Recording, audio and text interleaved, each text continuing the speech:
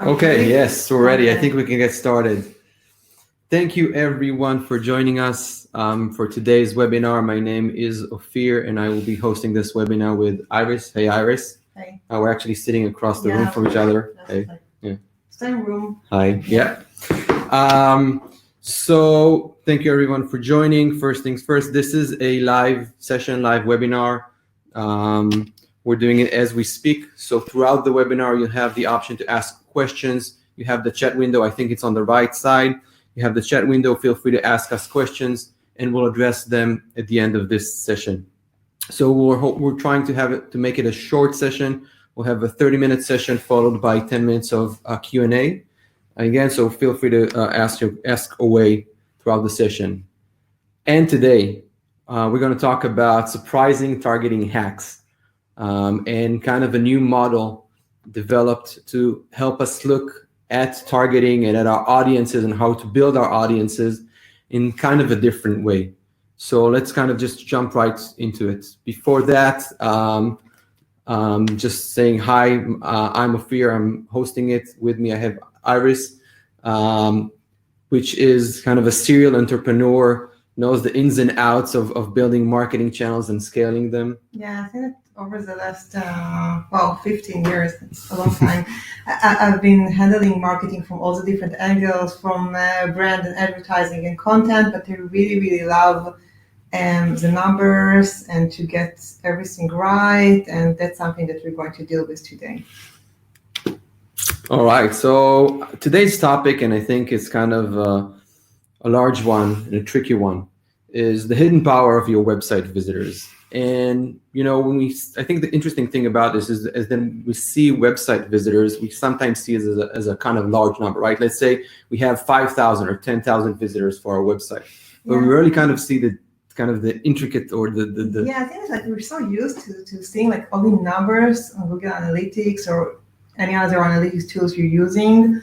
And so we all think, okay, so this month we had like 5,000 visitors, 7,000 visitors, but it's really like a large amount of real people that enter your website, saw your messaging, decided whether they want to continue or not. And I was trying to imagine them not just like as a number, but actually like real people. So even if you have like a fairly small website, I'm sure that your visitors during the last year can probably fill a full stadium.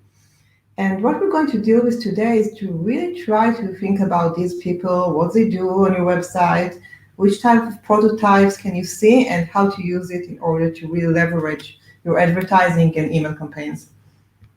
Perfect. So kind of if we zoom into that image that we just saw, right? We know we have different types of visitors to our website, and here we kind of just named them. We have the visitors with the low engagement, someone who maybe accidentally visited your website and just left. We call those the endies. Apologies for any endies joining us in this session.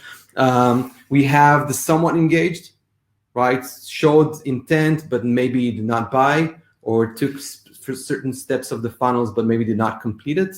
And then we have our Julias, right? Our super engaged users who completed the funnel, our highly engaged returning customers in some ways. And when we think about our visitors and we kind of segment them that way, we say, all right, so who should we target out of these three? And the logical answer to that would be, you know, we want more Julias, of course, because we want more of those users who are buying our products. But it's actually more tricky than that as you come to think about it, right? Because your audience or your target audience, your best one is usually pretty small, right? If we're looking at this, like this is the average. If we have 1,000 visitors a day, then we'll probably only have around 5 Julias, right? So there's a large gap to fill in between your how can I bring in more Julias to how can I bring in fewer Andys.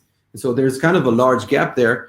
And Iris, you kind of built a model to kind of complete that. That's usually, as marketers, we try to think of we usually think of a very simple funnel of, let's say, for example, like visitors add to cart purchase or visitors sign up and started a trial. And usually we always have the eyes on the prize, which is like the Julias, but we miss everything in between. And I think that, and we're going to discuss it much more details about the targeting options on Facebook and Google, but that's a very tricky one if you want to always keep your eyes on Julia's, because you can't do much with it. And what we're going to show you today is how to think of like more levels of engagement. So it's like kind of like 50 shades of targeting. So instead of just segmenting your audience with very basic events, for example, like visitors, add to cart, purchase, and that's it, to really try to create different segments with different meaning and different type of behavior, and test which kind of segment is your sweet spot, because usually it's really hard to get to your sweet spot only with the Julias, because you don't have enough of them. Right. And so for that, we created this spreadsheet that we'll share right after this session. And in this spreadsheet, Iris, do you want to kind of talk about? So over here, this is like an example of how the 10 levels of engagement can look like.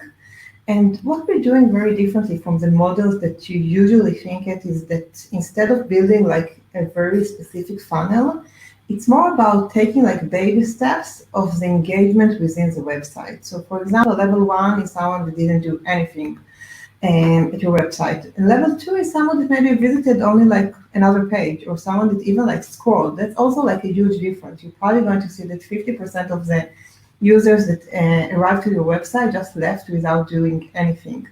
And level 3 can be someone that visited maybe more than 2 pages, or someone that visited one of your key pages, like the pricing page or the sign-up page, or someone that performed a different action on your website, like performing a search. Level 4 can be someone that performed a meaningful event, like sign up to your blog, starting the sign-up funnel, using the contact us form. So it's really trying to think about like, okay, so what is the next like tiny level that your user can take in order to see that there is like a higher intent or more engagement, and then to create this spectrum. I do want to highlight that maybe for some of you 5 levels will be enough, and for others it's 20, but it's mainly about like trying to have like a much wider vision about your users and really try to create micro segments instead of like 2 or 3 large ones.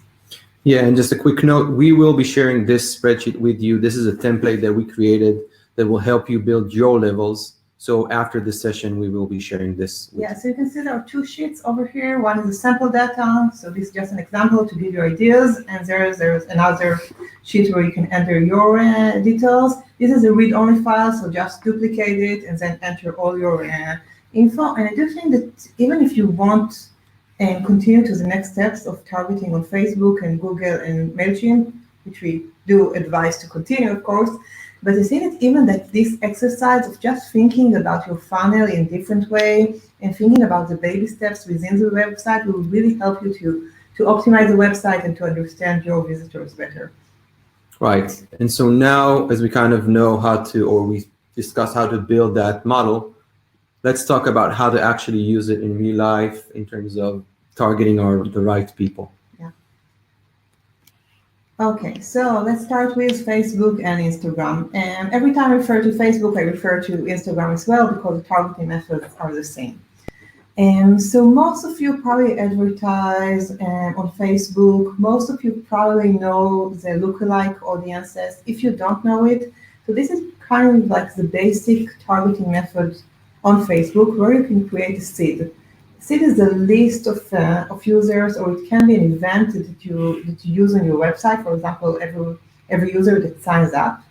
And Facebook takes like a seed of users and try to find all the correlation between them. So nobody really knows what happens behind the curtain, but Facebook try to look for the age, gender, geo, but also more advanced stuff like groups they're part of, events they attended, websites they visit. We know that Facebook knows everything about us, so over here they also correlate between the groups.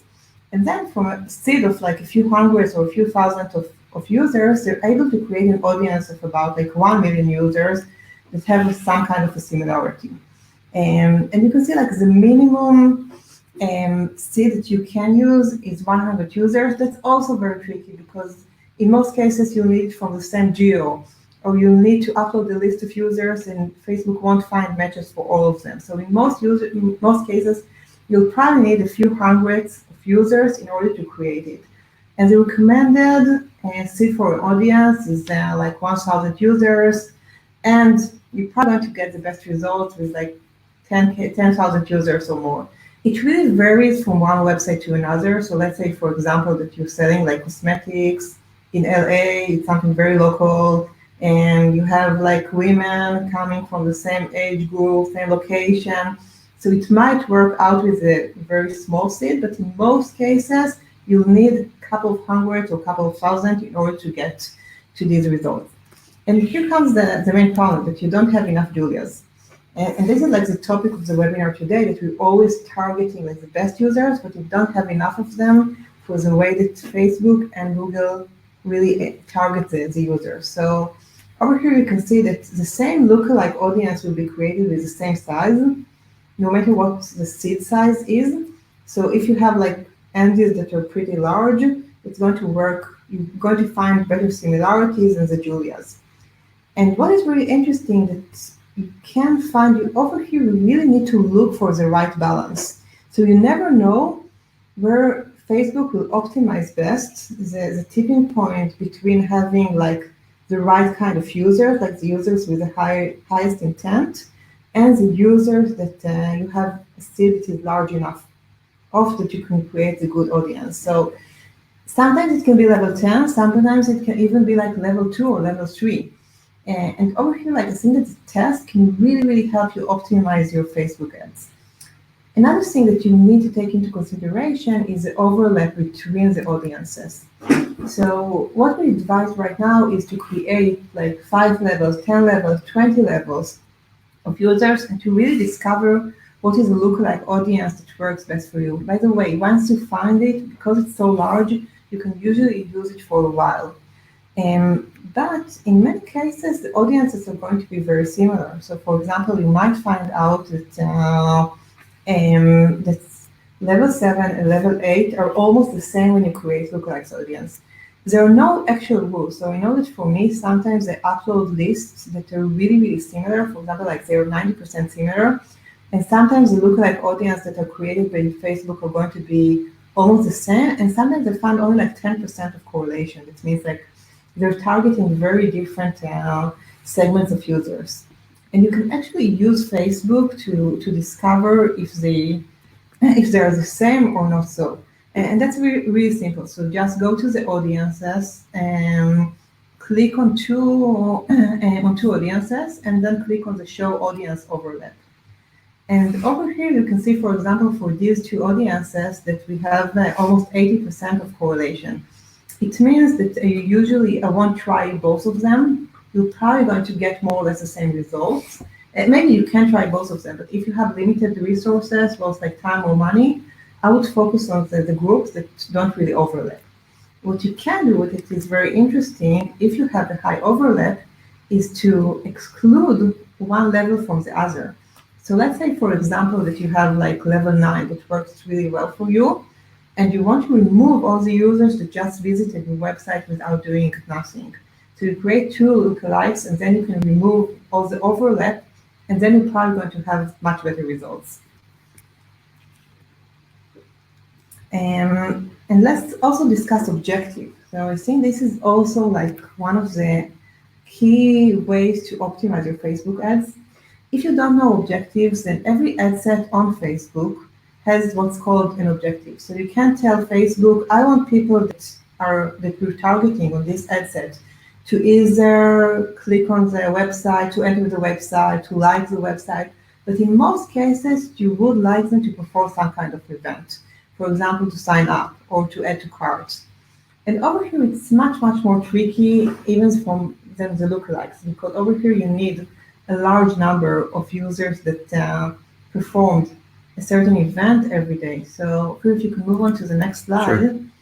Over here, you can see the minimum number of objectives you need per ad set per day. So that means, for example, if you're targeting only, say, on Oribi for us level 10 are paying customers that choose like the highest package.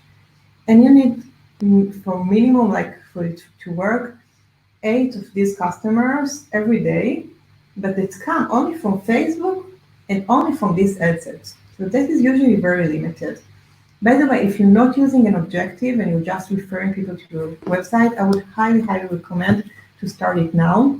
Usually, even between level 1 and level 2, even if you just tell Facebook, I don't want people just to enter my website, I want people that viewed more than one page, this will really help you to optimize the results. Usually the people that are like the endies, the level 1, will include lots of people like my mother. I'm hoping that she's not watching the webinar now, that she's just like clicking random ads. And because you do get always like lots of random people look for something else, click on ads by mistake, and you really want to eliminate them. And so if we're talking about the ad set objective, you need a high count. And that's why the levels are going to really help you, because you can find the level with the right balance of enough clicks and enough intent. Okay, now let's talk about Google Ads. And this is kind of the same. So with Google Ads and the targeting option or the bidding strategy that is usually recommended is what's called CPA, it's cost per acquisition. You want to tell Google, I don't want just clicks, I want people that sign up, that purchase, that started a trial, because this is what is going to help Google to show your ad and to optimize the bid by the type of users that are more likely to perform an acquisition. Now the question that is being asked is, what is the acquisition? It can be any event on your website, but Google lets you define only one of them. So that's really like, that's also, over here, that's also tricky because the numbers, the minimal numbers that Google requires is usually like 30 conversions per month. It's kind of like, I wouldn't take this advice because when you look at a full month, you don't want to waste the budget of the first couple of weeks for them to collect data. So you usually will need the data faster. So you usually need a couple of hundreds of conversions per campaign every month. And over here as well, so you need the minimum number of users. You don't have enough Julias, but you also want to create the right intent. So it's also like looking for the right balance, same as Facebook. Something that I wanted to show you is that, and that's something that is fairly new, is that usually on Google you have the conversions, and that's something that is for the entire account. So you select that, for example, your conversion is sign up or purchases. But now you can select under the settings the conversion as choose conversion action, and then you can choose different action per campaign. And then you can optimize it by the type of campaign and by the budget that you have per campaign, and you're more likely to see really good results. And that's the last thing that I want to show you with Google. And since with Google, it's all about understanding your keywords. So that's something that we always try to, either on search, but also on YouTube. You know that we advertise a lot on YouTube, and we always try to optimize the keywords. And usually you have just like the CTR, how many people clicked on it, and the conversion, like how many people signed up or purchased. But you also want to see all the levels in between. That's something that is really going to help you optimize the keywords. So what we're usually looking for is not just the end conversion, but also to see all the different levels. So over here, for example, you can see this is an interesting example of a keyword that we found that provided us like lots of signups, but you can see that there are, for like the second row on the table, that there were like 0 installs and 0 people that even got to the installation instructions. So we saw that something is broken over there. So the levels is also going to help you optimize the keywords and really help you to understand where do these kinds of users with these keywords get to. All right, now let's move on to your emails, your email audience, and specifically for MailChimp. So I think most of us know or are aware that email is probably one of our top, like most important assets. The emails that we gather, we spend so much time collecting emails, right? But I think at the end of the day, in many cases, we just send them generic emails. And think about how many times you get an email a day, like with a generic title, you never want to open it, and you think, like this company or they don't really know where I'm at or what I'm looking for. Yeah, it's fine. Like we spend so much time as marketers to collect emails. And this is like our gold mine, and we sort like, wow, my precious, and this is our list, and we do every hack possible on the website to really collect another email and another one and another to the list, and then we just like send the generic email to all of them. Exactly. And so the 10-level model can be used for emails as well, right? If we want to target more Julias, then we can send Julias a specific email for highly engaged users. However, Ethan, who has never bought in the past, our engagement level 5, we want to send them a slightly different email with a title that's more targeted towards them, right? And so messaging people based on their level or where they're at in terms of their engagement with your website is key to getting them engaged, right? And the results can be dramatic, right? Think about if we're looking at the industry standards of open rate around 20%, give or take, and click-through rate around 2%. If you can send targeted titles and targeted emails or relevant emails for specific audiences, you can increase that dramatically. And the numbers here are crazy. Again, email is such a high-value asset for us. Yeah, I know it might sound a lot to have like 10 versions of email. It doesn't say that you have like to use like 10 versions, maybe 3 will be enough, or 5. But even just changing the subject line for people that don't remember who you are or don't know what your brand is, to people that really like your brand, can do magic. Exactly. And just as an example from MailChimp, and that's what we do, right? We have our level 6, which we call Fiona's. And in this example, this is for an e-commerce shop. And I can just start segment those users and send them targeted emails. In this case, you can see this is all the people that have visited our website, have added something to their cart, have engaged with our last campaign, which was the new shoes launch, right? But have never bought. And then I can send them emails about our new line of products or target them specifically for the things they're interested in. So this is, I think, a really high value asset. And once we segment them, it can really dramatically increase our sales without having to search for new audiences or new target audiences. Yeah, by the way, having the good segments by level can also really help you to analyze your emails, because you might find out that an email that you saw that didn't perform well and had only like 5% open rate was opened only by users from the level that you're targeting, either from high level or low level. So it's something that can really help you to take your analytics of the email campaigns to the next level. Exactly. All right, so kind of moving on to the more hands-on portion of our session. So we just told you about the model, and let's say you already built the model, but kind of how do you create your audiences with it? How do you track the data? How do you know if you're being successful?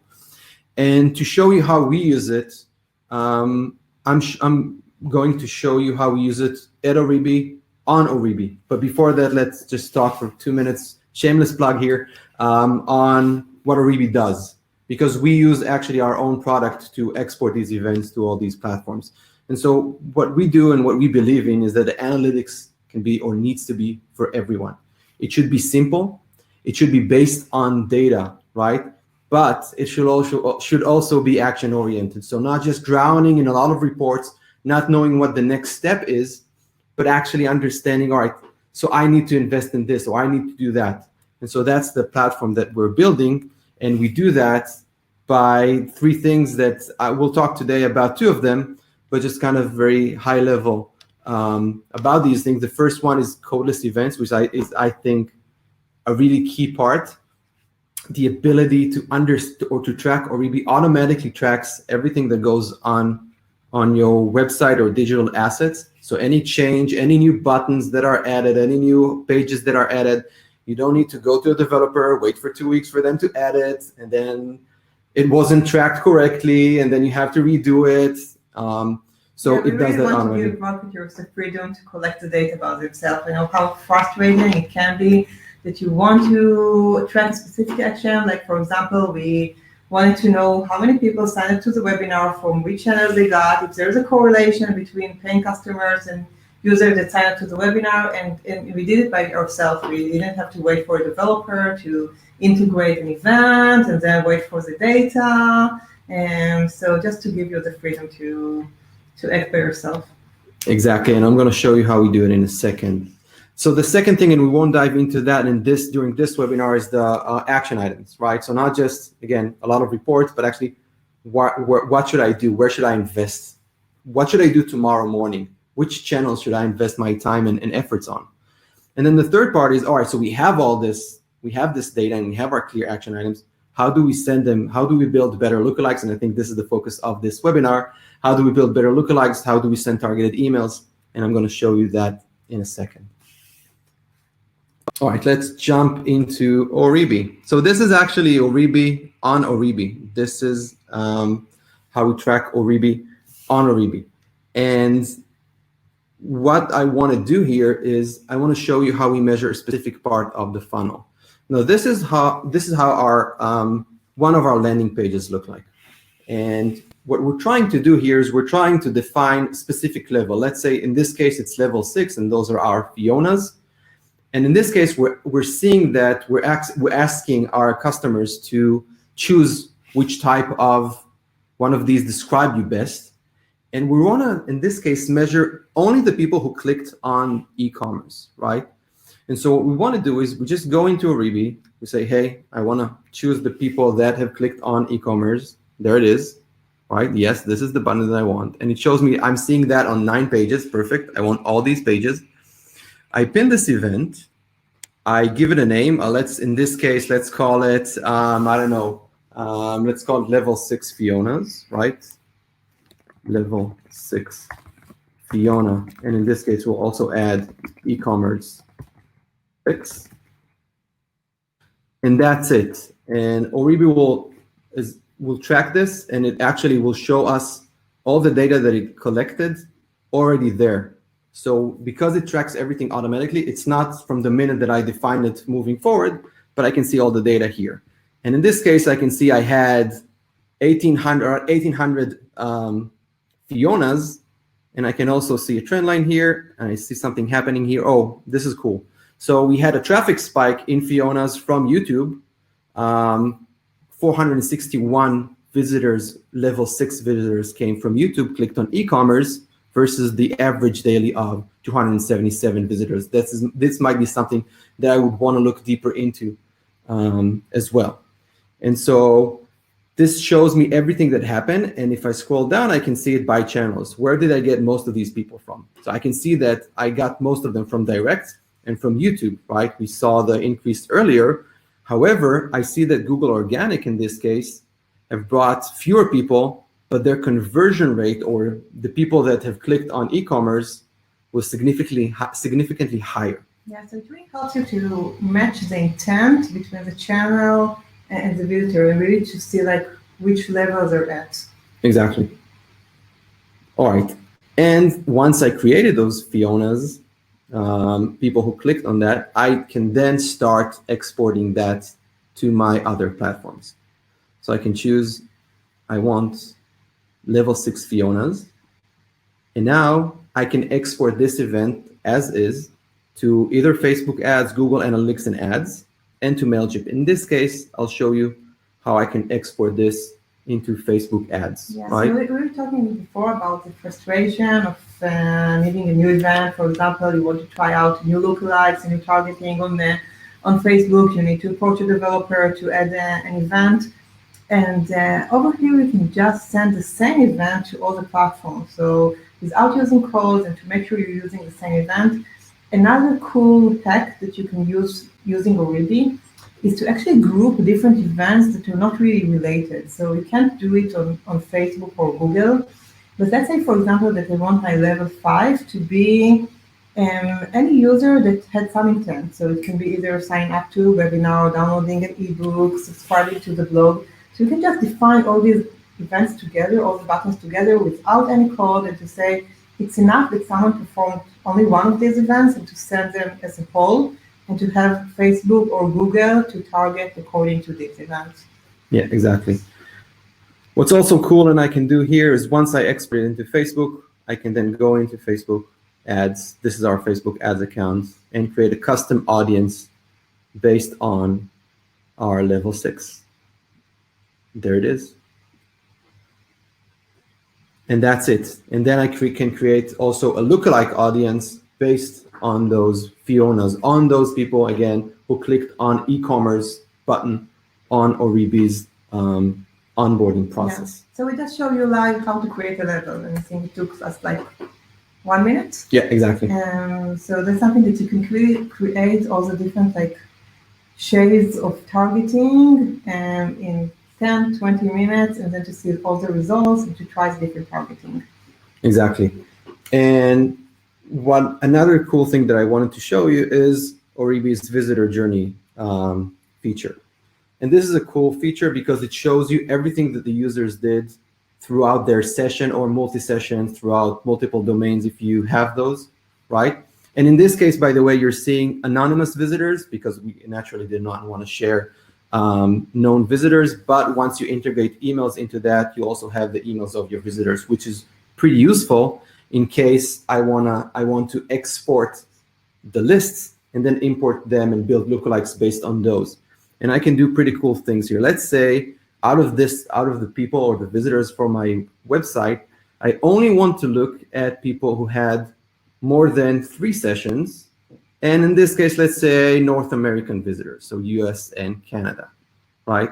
And then once I do that, it filters only those people, and I can export that list into a spreadsheet, then import it into both Facebook, Google, again, YouTube, Instagram, the same, right? And have a list of people who are highly engaged, which I really wouldn't be able to do any other way. Yeah, so usually when you create lookalikes on Facebook, it's really based on an event. But over here, you can add other rules, like someone that visited more than one page, someone that visited my website more than once, someone that came from mobile, someone that didn't arrive from mobile. And you can really easily create lots of variations that you can try out and to really find the right segment for you. Exactly. And so one of the things that we also did is you might be wondering, or how can I have enough data to decide, or how can I know what are my levels? Let's say I have 10 levels. I want to create 10 levels. I know my Fionas. I know my Andes.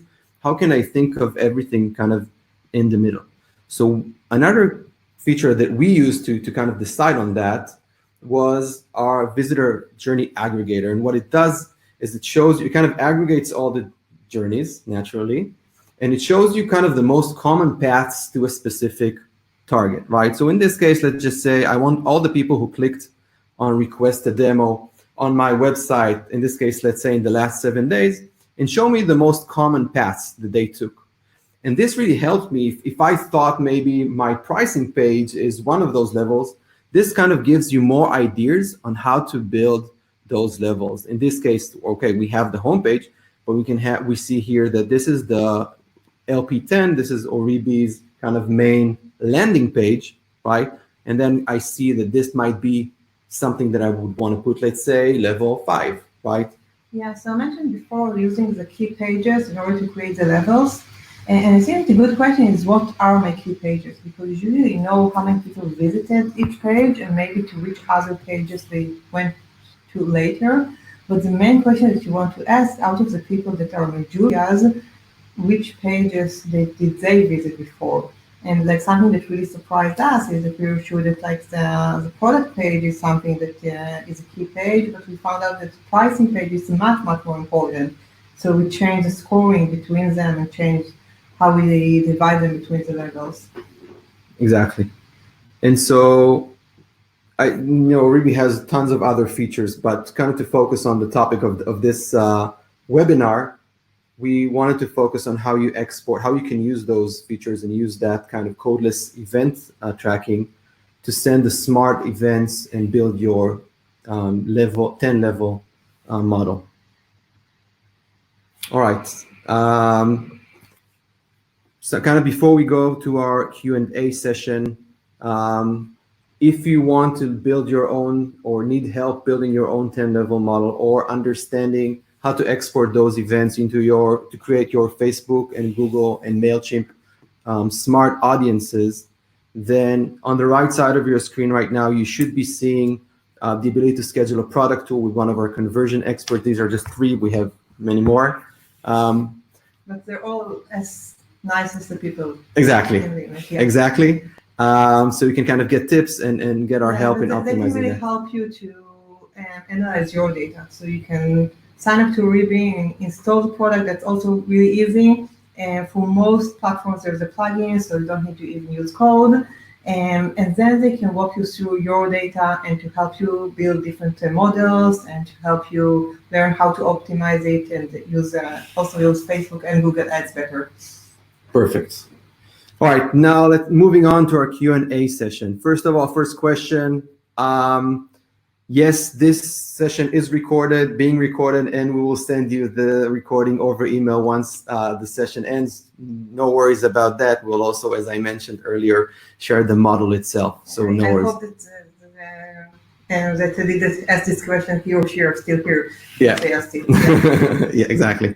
Another question. Using Oribi, can we measure the number of visitors to the websites? That's easy.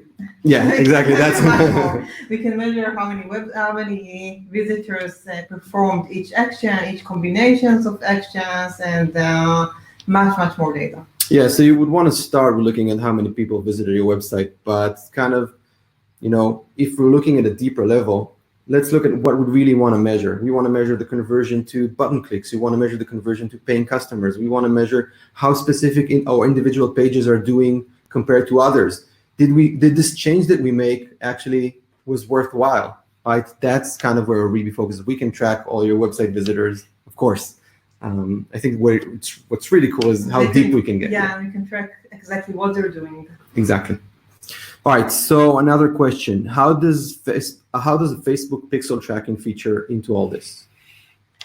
Okay, so what we're doing, and we're going to get a bit technical here, and I think that for some of you it's not really interesting, like the behind the curtain and how this machine works, but Facebook actually released a few months ago a really cool feature that is called S2S events. It really enables you to send events throughout different servers. You can collect data and then send it over, but it will keep all the information about the user. So we know how to retarget users and so on. So once we identify an event on Oribi, we send this data to Facebook. So it's the same as if you ask the developer to add an event. It will work exactly the same. You will get exactly the same audience, but you can do it without code and with more versions and adding more rules that you don't have when using code. Perfect. All right, another question. Is there a limit on the number of events that we can export? So no. There's no limit. You saw on Oribi, we export right now around. Yeah, I see that we export over 50 events. Usually you don't need so many, but you probably want to test different combinations. So yeah, okay. No limit. Another question. Do you also have something for marketing agencies? So yeah, definitely. I'll say that today about 20% of Oribi customers are marketing agencies. So you have more options. I think that the cool thing is even if you're not a marketing agency, you probably get tools that will help you have results similar to a marketing agency, but we have lots of specific tools for marketing agencies, and you're welcome to schedule a product tour or to check out the website. Cool. And I think we have time for one more question. We constantly test and change our button labels. Does Oribi update the events exported to other platforms? Yeah, so what's cool about the Colos events, and that's something that we really invested a lot at, is for them to be dynamic. And because we know that website changes all the time, and that's also a huge headache that you need to ask developers to change the event you send to Facebook and HubSpot and Google and so on, and every time you change something. So you can define Colos events either by label, but you can also define them by other rules, like the link that they refer to, and so on. And then it will be dynamic, and it will create the same event, even if you change the labels, the name of the button, the placement, the design, everything else. Even if you do A/B testing, you can merge all together. And I think that maybe relates to the next question that we received. How is Oribi different than Google Analytics? Right. Okay. So actually, the reason that we started Oribi is because we saw how much people don't like Google Analytics. So this is like, I think, the king of analytics today. Everybody uses it. It's probably for most companies kind of like the only alternative because there aren't many competitors, only for like enterprise companies and very technical companies. And the Oribi is different mainly by two aspects. The first one is that it's codeless. So in order to define all the data, collect all the events, you don't need developers, you can do it by yourself. And we really believe in like freedom to the marketing team. We don't want you to be dependent on your developers. And I know that many companies, they don't have a dev team, and other companies, they need permissions in order to redeploy the website, in order to add a new event, anything that can break the website, and that's something that can't happen with Oribi, where we use the codeless events. It doesn't change the structure of the website, so it's harmless. And the other key difference is that we have a very different approach to data. I think that there are some data geeks that really like to just like dive into the 400 different reports that Google Analytics offers, but most of us like the creative part about marketing, and we don't like our Google Analytics day of the week. So with really everything is much more simple, beautiful, actionable. You'll get more insights, more highlights about trends, more actionable data. It really aims like to help you decide what to do next instead of just like pouring more and more data and expecting you to do something with it. Perfect. So I think that's all the time we have for questions there. We got tons of questions. So we will be emailing you individually, answering any question that you asked throughout this session. So no worries. Even if you asked the question and we didn't get a chance to answer right now, we will get back to you answering all your questions. Okay, so thank you very much. Thank you all of you. It was really great to see so many people attending this webinar. And we'll be emailing you the Excel file with the 10 levels of engagement model, and we'll email you some tutorials on how to create the lookalikes and an objective. So everything you need is going to be emailed to you. Thank you very much and have a great day.